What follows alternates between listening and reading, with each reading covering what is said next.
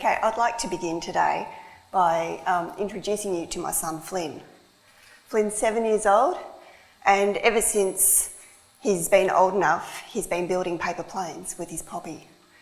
And he really loves making paper planes, and together they sit there and they learn, or Flynn learnt from his Papi, how to make the stock standard paper plane that every child learns to make.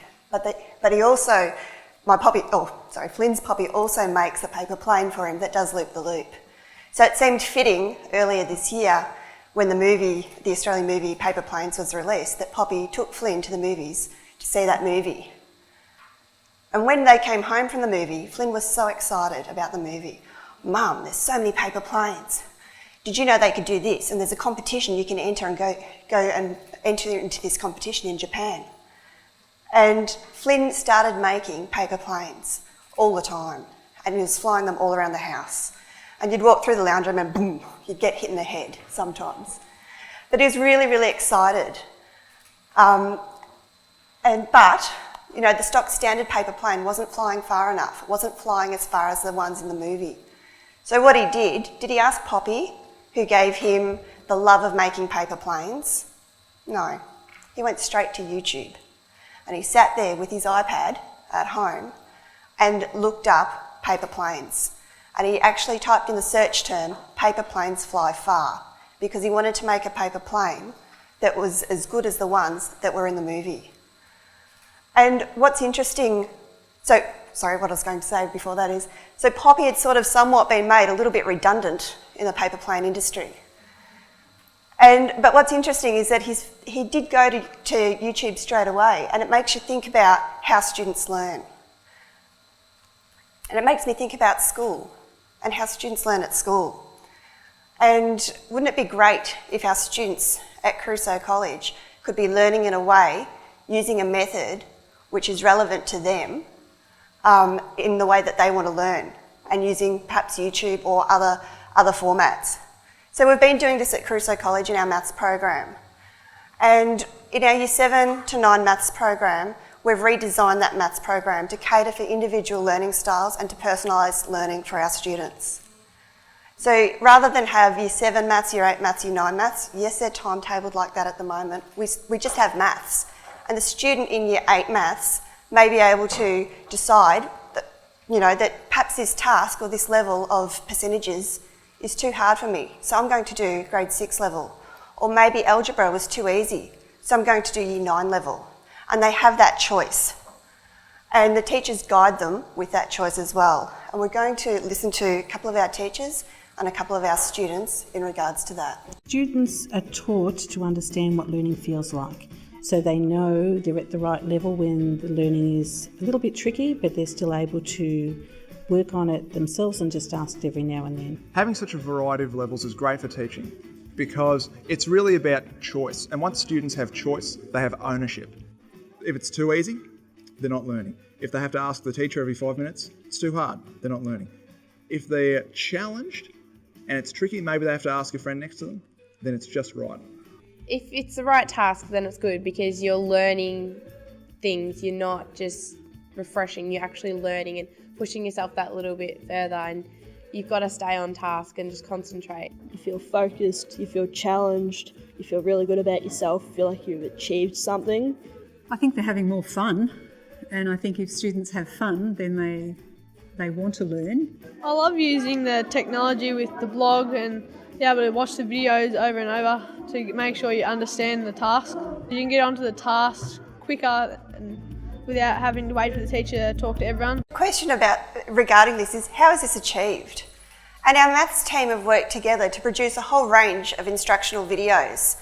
And each column here represents a mathematical concept, and each row a particular year level. So they range from grade 4 in some instances, grade 5 usually, all the way through to Year 10.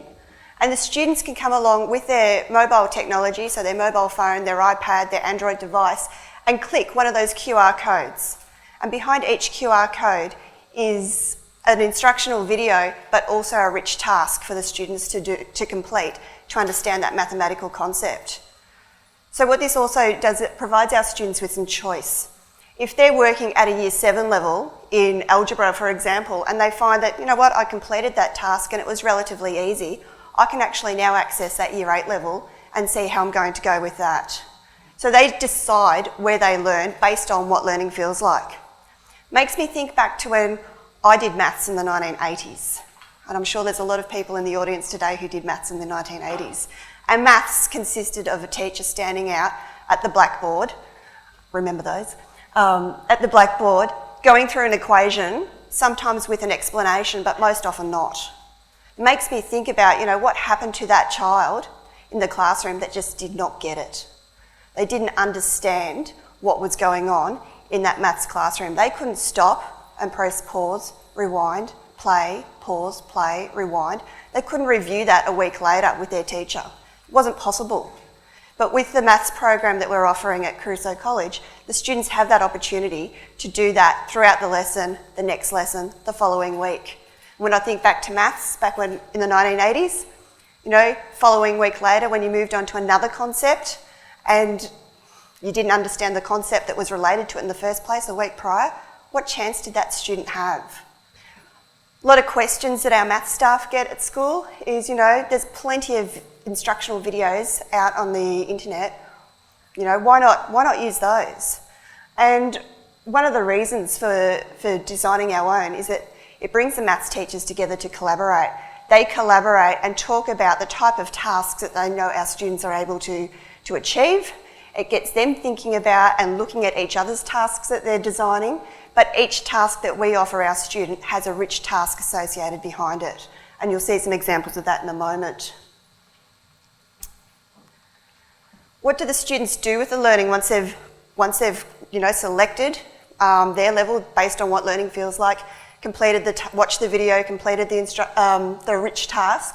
Our students then blog their learning, and each student across the college has a blog. And they blog their learning and in order to gain and receive feedback from their teacher, but also from other classmates. And you can see there's a picture here of a student who's got counters out on a piece of paper, taking a photo to upload to his blog. We have scanners in each of the learning spaces as well that students can scan their work and put up on the blog. So it's really evident that student voice in terms of choosing the level that's appropriate for them and the presenting of the information in the way that they want to learn is there as well. The blogs provide a permanent record of what the students have achieved. It's a record of their learning, and we know that when students talk about their learning, when they explain what they've learned, then that reinforces their learning. It's a record that I can access from home. I don't have to take home 26 books of a Friday afternoon. It means that parents can also view their students' work. And it's really important to realise that our students have that opportunity to present their learning in a completely different way. And I'll show you some examples of that now. These are methods in which students can't actually put into a textbook. There's symmetrical and 3 purple shaded in. Mystery number plus 2 equals 11. So you can see it's symmetrical and it's like even on both sides. One Direction had a certain amount of fans, and then 10 more people started liking them. Now they have 18 fans. So we have 1/2. 1/2 also equals 50%. So we match them up like that. 40% also equals 0.4. Mystery number times 4 equals 8. Equals 4/5. So we'll colour in 4/5. So the students are able to present their learning in a way that is suitable for them. Due to the success of the maths program, we've also now extended this into science. And we have Mythbusters and Marooned learning units as well. And there's another one which I'll talk about in the next slide. But once again, students access information via the QR codes using their devices in the class. Behind each QR code is an instructional video and a particular rich task or challenge as well. The Marooned, which is the island down here, that's a chemistry unit that's been introduced this year. It's running Year 7, Year 8 and Year 10, and the students can choose the level at which they learn at in those 2 units.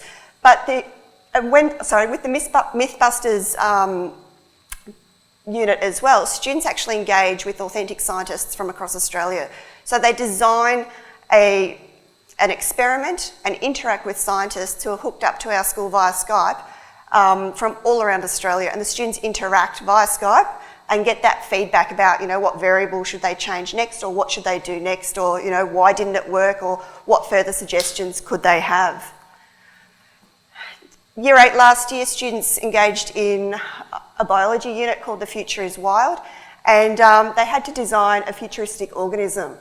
And so what one of our students did, she designed a spider bat. And she wrote about the life cycle of a spider bat and put it on her blog, and that's her blog there on the left-hand side. And one of the scientists from Townsville, Mark Hammond, he wrote on her blog and said, hey, great to see what you're doing about the life cycle of or the characteristics of a spider bat. Have you taken this into consideration? And he then explored a few different bits and pieces about spiders and bats, etc. And our student then emailed back and said, thank you for that feedback. I'll take that into consideration when I do my next design. So it's providing an authentic learning platform for our students. Warum? There's a few people in the audience who know me or know of me, and as Scott said, I'm a German teacher. So why am I presenting on the Maths Science program at Crusoe College? And the answer to that question is that in my role as Assistant Principal of Learning and Teaching, I'm there to support innovation. And I see this program being really innovative and addressing the needs of our students. My office is up in one of the learning spaces. It's in one of the learning communities. It's not down in the administration building of the school. So I'm actually adjacent to one of the learning spaces where I see the maths and the science program on a daily basis. And I see it working. I see the conversations that the students have. I see the aha moments that they have. They have conversations with me as I'm walking through the learning space to go to another building or to go and speak with another teacher. And they stop me and they say, hey, Richelle, we're learning how to do the circumference of a circle today. Or I'll ask them something as I'm walking through and say, oh, just tell me what you're doing here. And they can articulate back really clearly what they're learning and why. And they share those moments with me, and I'm not even their teacher. So I see this program really, really working with the students. And we're just going to hear from David, who is our former principal, who's now retired. Personalised learning is so important because every student is unique. They have particular strengths, and it's important that we develop their pathways so that they have the best life opportunities. Utilising current and future technology is so critical to successful learning. It's a natural part of students' lives. It's how they explore the world. We just can't ignore it. What David says there too is it is really important that we do use those future technologies with our students. That we use, and we're doing that at Crusoe. We're using the QR codes, we're using the Skype, we're using the blogs. We're trying to change the game there with our students. So back to Flynn and his Papi. So like the students at Crusoe College, Flynn's deciding how, what, when he learns and in the ways in which he likes to learn best. He's now making his own instructional videos. He's come home one day and said, Mum, I want to make an instructional video. I want to show people how to make paper planes, because he's now doing his own designs, not just following the ones on YouTube. He's making his own designs. We've made a video. It's not on YouTube yet, but I'll let you all know when it is. But what's the question that I asked before, has Papi really been made redundant in the paper plane industry? Well, no, not really. The other day I came home from work and Papi was around at our place, and anyway, Flynn had been showing Papi all of the paper planes and the different designs that he'd been making, and Papi set out the challenge. But is there one that flies around corners? Papi's a past primary school teacher. So Papi's asked, is there one that flies around corners? And sure enough, together they've got on YouTube and they've looked for a paper plane. Before I know it, here's this paper plane coming flying around in a big curving motion like that, nearly hitting me in the head again. So Flynn was inspired to continue learning and to continue learning with his Papi. YouTube wasn't just the answer. He had somebody there guiding and extending and challenging him to take things further. And that's what our teachers also do at Crusoe College. The instructional videos with the rich tasks aren't just the only thing that happens in our classrooms, it's the teachers who are providing that further guiding and mentoring and allowing our students to explore much further. Thank you.